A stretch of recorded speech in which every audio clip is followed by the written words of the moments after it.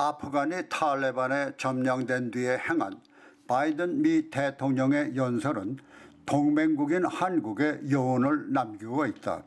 그것은 동맹국이라도 미국의 국익에 도움이 되지 않으면 동맹국을 위해 미군이 피를 흘릴 필요가 없다는 것이다. 바로 미국의 국익에 따라서 미군이 철수할 수도 있다는 것이다. 미국은 그동안 아프간 전쟁에서 무려 830억 달러를 지원하며 30여만 명의 아프간 병력과 무기를 유지하는 데 도움을 줬다. 그러나 미군 철수와 함께 짧은 시간에 불과 7만 명도 안 되는 탈레반에 맥없이 패하며 국토를 내준 것이다. 그것은 아프간이 탈레반과 맞서 싸울 의지를 보여주지 못한 것이다. 아프간군이 30여만 명이라고 하지만 군적을 걸어놓고 금여만을 챙기는 유령 군인이 60%나 된다는 것이고 보면 짐작이 간다. 게다가 부정부패가 만연하고 아프간 내 탈레반 세력이 돈으로 군을 매수하는 암약에도 속수무책으로 자력으로는 탈레반에 대항할 수 없는 정부나 군의 정신 상태가 비록 소수이지만은 이겨도 처단이라는 뚜렷한 목표로 뭉쳐진 탈레반 세력에 무릎을 꿇은 것이다.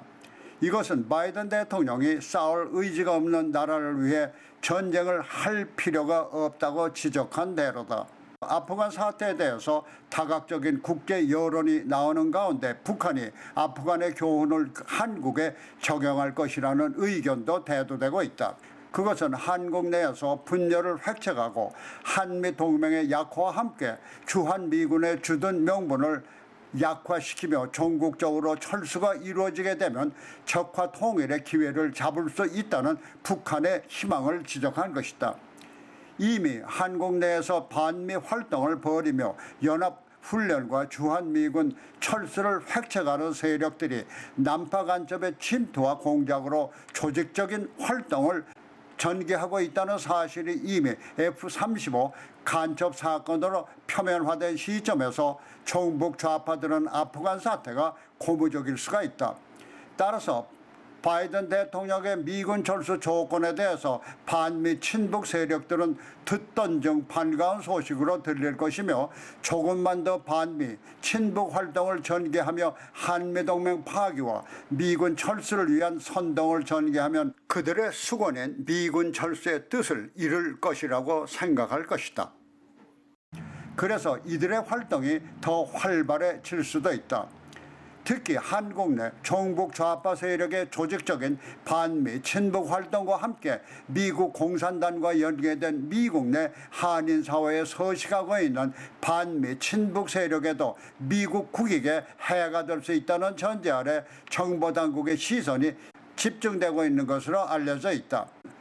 여기에 문재인 정권은 한국과 미국 그리고 일본과의 유대 결적과 미국과 인도, 호주 등 태평양 전략을 위한 코드 등 동맹국과의 동조보다는 북한이나 중국을 의식한 빗나간 행보는 물론 동맹국과의 협의도 없이 남북 군사 합의를 통해서 군 병력과 시설을 축소하는 등 북한에 유리한 합의 내용이 결과적으로 한미 간 공동의 적인 북한의 무력 도발을 용이하게 하는 정책들로 볼 수도 있는 것이다. 이와 같은 한국 내 재반 환경은 지난 1975년 월남 패망과 함께 이번 아프간 패망의 원인과 흡사한 것으로 보는 시각도 있다. 특히 문재인 정권에 대해서는 차기 대선에서 정권 연장을 통해서 남북 공동으로 조선민주주의 고려 연방인민공화국을 선포하며 자유 대한민국을 말살하고 북한 공산체제로 흡수되는 시나리오까지 마련하고 있다는 것이 미 국가정보국이 백악관에 보고했다는 내용이다. 이에 의하면 정당한 투표 절차로 승리가 어려울 경우 북한 통전부와 남한 내에서 활동하는 간첩 조직이 북한에서 노농조기대 같은 존재로 보는 민노총 등 좌파 단체들을 앞세워 북해군 특수부대 소속 게리라 요원들까지 위장 복장으로 합세해서 5.18식 내란을 일으킨 뒤에 시위 진압을 빙자해서 비상계엄을 선포하고 선거를 치르지 않고 정권을 유지하며 앞서 말한 조선민주주의 고려연방 인민공화국을 대내외에 선포하며 자유민주주의 체제의 대한민국을 말살 시킨다는 시나리오를 미 국가정보국이 백악관 안보실에 보고했다는 내용이다. 이와 같은 일련의 내용들은 동맹국인 미국의 국익과는 배치되는 것이며 바이든 정부가 아프간에서 보여준 철군 정책과 일치되는 것들이다.